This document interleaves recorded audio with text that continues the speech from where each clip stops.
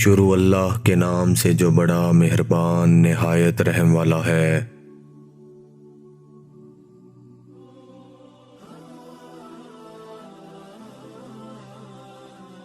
مسلمانوں کو اور ان کے سردار فخردوعالم صلی اللہ علیہ وآلہ وسلم کو جب کفار سے تکلیف پہنچتی ہی رہیں اور آئے دن ان میں بجائے کمی کے اضافہ ہوتا رہا، تو حضور صلی اللہ علیہ وآلہ وسلم نے صحابہ رضی اللہ تعالی عنہم کو اس کی اجازت فرمادی کہ وہ یہاں سے کسی دوسری جگہ چلے جائیں۔ تو بہت سے حضرات نے حبشہ کی طرف ہجرت فرمائی۔ حبشہ کے بادشاہ اگرچہ نصرانی تھے اور اس وقت تک مسلمان نہ ہوئے تھے، مگر ان کی رحم دل اور منصف مزاج ہونے کی شہرت تھی۔ چنانچہ نبوت کے 5ویں برس رجب کے مہینے میں پہلی جماعت کے 11 یا 12 مرد اور 4 یا 5 عورتوں نے حبشہ کی طرف ہجرت کی۔ مکہ والوں نے ان کا پیچھا بھی کیا کہ یہ نہ جا سکیں، مگر یہ لوگ ہاتھ نہ آئے۔ وہاں پہنچ کر ان کو یہ خبر ملی کہ مکہ والے سب مسلمان ہو گئے ہیں اور اسلام کا غلبہ ہو گیا۔ اس خبر سے یہ حضرات بہت خوش ہوئے اور اپنے وطن واپس آ گئے، لیکن مکہ مکرمہ کے قریب پہنچ کر معلوم ہوا کہ یہ خبر غلط تھی اور مکہ والے اسی طرح بلکہ اس سے بھی زیادہ دشمنی اور تکلیف پہنچانے میں مصروف ہیں، تو بڑی دقت ہوئی۔ ان میں سے بعض حضرات وہیں سے واپس ہو گئے اور بعض کسی کی پناہ لے کر مکہ مکرمہ میں داخل ہوئے۔ یہ حبشہ کی پہلی ہجرت کہلاتی ہے۔ اس کے بعد ایک بڑی جماعت نے جو 83 مرد اور 18 عورتیں بتلائی جاتی ہیں متفرق طور پر ہجرت کی، اور یہ حبشہ کی دوسری ہجرت کہلاتی ہے۔ بعض صحابہ رضی اللہ تعالی عنہم نے دونوں ہجرتیں کیں اور بعض نے ایک۔ کفار نے جب یہ دیکھا کہ یہ لوگ حبشہ میں چین کی زندگی بسر کرنے لگے تو ان کو اور بھی غصہ آیا اور بہت سے تحفے تحائف لے کر شاہ حبشہ کے پاس ایک وفد بھیجا، جو بادشاہ کے لیے بھی بہت سے تحفے لے کر گیا اور اس کے خواص اور پادریوں کے لیے بھی بہت سے تحفے لے کر گیا۔ جا کر اول پادریوں اور حکام سے ملا، ہدیے دے کر ان سے بادشاہ کے یہاں اپنی سفارش کا وعدہ لیا، اور پھر بادشاہ کی خدمت میں یہ وفد حاضر ہوا۔ اول بادشاہ کو سجدہ کیا اور پھر تحفے پیش کر کے اپنی درخواست پیش کی، اور رشوت خور حکام نے تائید کی۔ انہوں نے کہا کہ اے بادشاہ، ہماری قوم کے چند بے وقوف لڑکے اپنی قدیمی دین کو چھوڑ کر ایک نئے دین میں داخل ہو گئے، جس کو نہ ہم جانتے ہیں اور نہ آپ جانتے ہیں، اور آپ کے ملک میں آ کر رہنے لگے۔ ہم کو شرفائے مکہ نے اور ان لوگوں کے باپ چچا اور رشتہ داروں نے بھیجا ہے کہ ان کو واپس لائیں، آپ ان کو ہمارے سپرد کر دیں۔ بادشاہ نے کہا کہ جن لوگوں نے میری پناہ پکڑی ہے بغیر تحقیق کیے ان کو حوالہ نہیں کر سکتا، اول بلا کر تحقیق کر لوں، اگر یہ صحیح ہوا تو حوالہ کر دوں گا۔ چنانچہ مسلمانوں کو بلایا گیا۔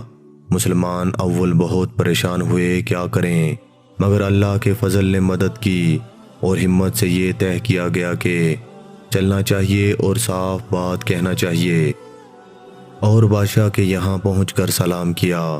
کسی نے اعتراض کیا کہ تم نے بادشاہ کو آداب شاہی کے موافق سجدہ نہیں کیا۔ ان لوگوں نے کہا کہ ہمارے نبی صلی اللہ علیہ وآلہ وسلم نے اللہ کے سوا کسی کو سجدہ کرنے کی اجازت نہیں دی۔ اس کے بعد بادشاہ نے ان سے حالات دریافت کیے۔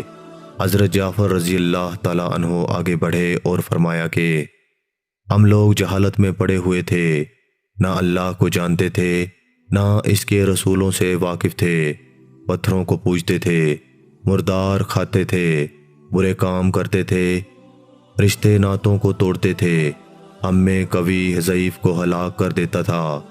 ہم اسی حال میں تھے کہ اللہ نے اپنا ایک رسول بھیجا جس کے نسب کو، اس کی سچائی کو، اس کی امانت داری کو، پرہیزگاری کو ہم خوب جانتے ہیں۔ اس نے ہم کو ایک اللہ وحدہ لا شریک لہ کی عبادت کی طرف بلایا اور پتھروں اور بتوں کے پوجنے سے منع فرمایا۔ اس نے ہم کو اچھے کام کرنے کا حکم دیا، برے کاموں سے منع کیا۔ اس نے ہم کو سچ بولنے کا حکم دیا، امانت داری کا حکم کیا، صلہ رحمی کا حکم کیا، پڑوسیوں کے ساتھ اچھا برتاؤ کرنے کا حکم دیا، نماز روزہ صدقہ خیرات کا حکم دیا اور اچھے اخلاق کی تعلیم دی، زنا بدکاری جھوٹ بولنا یتیم کا مال کھانا کسی پر تہمت لگانا اور اس قسم کے برے عمل سے منع فرمایا۔ ہم کو قرآن پاک کی تعلیم دی، ہم اس پر ایمان لائے اور اس کی فرمان کی تکمیل کی، جس پر ہماری قوم ہماری دشمن ہو گئی اور ہم کو ہر طرح ستایا۔ ہم لوگ مجبور ہو کر تمہاری پناہ میں اپنے نبی صلی اللہ علیہ وآلہ وسلم کے ارشاد سے آئے ہیں۔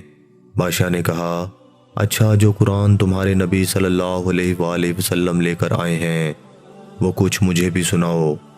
حضرت جعفر رضی اللہ تعالیٰ عنہ نے سورہ مریم کی اول کی آیتیں پڑھیں، جس کو سن کر بادشاہ بھی رو دیا اور اس کے پادری بھی، جو کثرت سے موجود تھے، سب کے سب اس قدر روئے کہ داڑھیاں تر ہو گئیں۔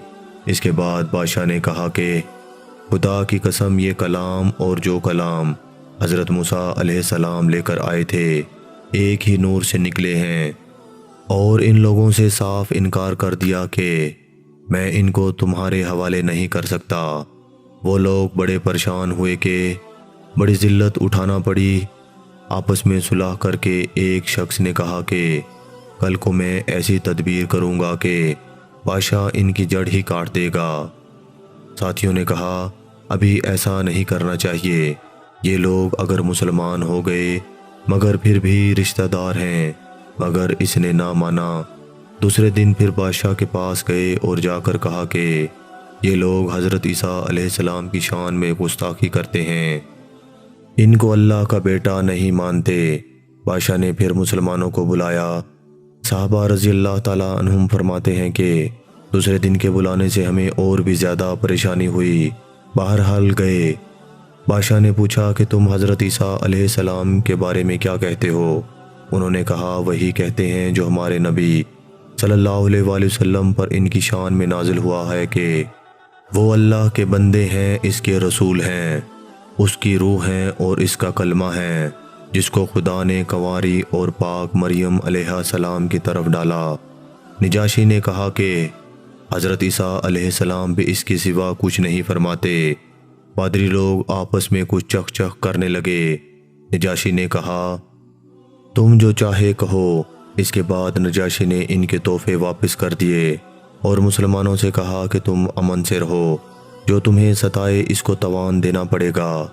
اس کا اعلان بھی کرا دیا کہ جو شخص ان کو ستائے گا اس کو تاوان دینا پڑے گا۔ اس کی وجہ سے وہاں مسلمانوں کا اکرام اور بھی زیادہ ہونے لگا اور اس وفد کو ذلت سے واپس آنا پڑا۔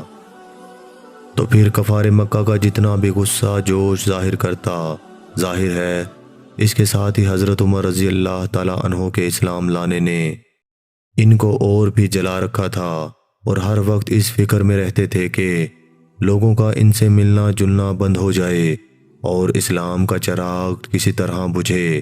اس لیے سرداران مکہ کی ایک بڑی جماعت نے آپس میں مشورہ کیا کہ اب کھلم کھلا محمد صلی اللہ علیہ وآلہ وسلم کو قتل کر دیا جائے، نعوذ باللہ۔ لیکن قتل کر دینا آسان کام نہ تھا، اس لیے کہ بنو ہاشم بھی بڑے جتھے اور اونچے طبقے کے لوگ شمار ہوتے تھے۔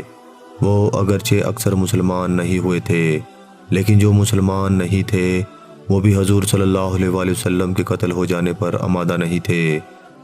اس لیے ان سب کفار مکہ نے مل کر معاہدہ کیا کہ سارے بنو ہاشم اور بنو المطلب کا بائیکاٹ کیا جائے، نہ ان کو کوئی شخص اپنے پاس بیٹھنے دے، نہ ان سے کوئی خرید و فروخت کرے، نہ بات چیت کرے، نہ ان کے گھر جائے، نہ ان کو اپنے گھر آنے دیں، اور اس وقت تک صلح نہ کی جائے جب تک کہ وہ حضور صلی اللہ علیہ وآلہ وسلم کو قتل کے لیے حوالے نہ کر دیں۔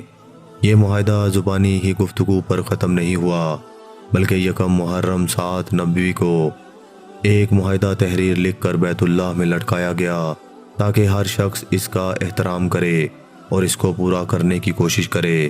اور اس معاہدے کی وجہ سے 3 برس تک یہ سب حضرات 2 پہاڑوں کے درمیان ایک گھاٹی میں نظر بند رہے کہ نہ کوئی ان سے مل سکتا تھا، نہ یہ کسی سے مل سکتے تھے، نہ مکہ کے کسی آدمی سے کوئی چیز خرید سکتے تھے، نہ باہر سے آنے والے کسی تاجر سے مل سکتے تھے، اگر کوئی شخص باہر نکلتا تو پیٹا جاتا اور کسی سے ضرورت کا اظہار کرتا تو صاف جواب پاتا۔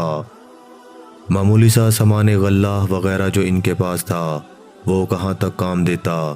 آخر فاقوں پر فاقے گزرنے لگے اور عورتیں اور بچے بھوک سے بےتاب ہو کر روتے اور چلاتے، اور ان کے اغراق کو اپنی بھوک اور تکلیف سے زیادہ ان بچوں کی تکلیف ستاتیں۔ آخر 3 برس کے بعد اللہ کے فضل سے وہ صحیفہ دمغ کی نظر ہوا اور ان حضرات کی یہ مصیبت دور ہوئی۔ 3 برس کا زمانہ ایسے سخت بائیکاٹ اور نظر بندی میں گزرا، اور ایسی حالت میں ان حضرات پر کیا مشقتیں گزری ہوں گی وہ ظاہر ہے، لیکن اس کے باوجود صحابہ کرام رضی اللہ عنہم نہایت ثابت قدمی کے ساتھ اپنے دین پر جمے رہے، بلکہ اس کی اشاعت فرماتے رہے۔ حاصل، بے شک حضور صلی اللہ علیہ وآلہ وسلم کے پیارے صحابہ رضی اللہ تعالی عنہم کی زندگیاں ہمارے لیے مشعل راہ ہیں۔ جس طرح صحابہ کرام رضی اللہ تعالی عنہم نے استقامت کے ساتھ دین اسلام کا دفاع کیا، اسی طرح ہمیں بھی اپنے دین کی حفاظت کرنی چاہیے، اسی میں ہم سب کی کامیابی ہے۔ اللہ تعالی ہم سب کو عمل کرنے کی توفیق عطا فرمائے، آمین یا رب العالمین۔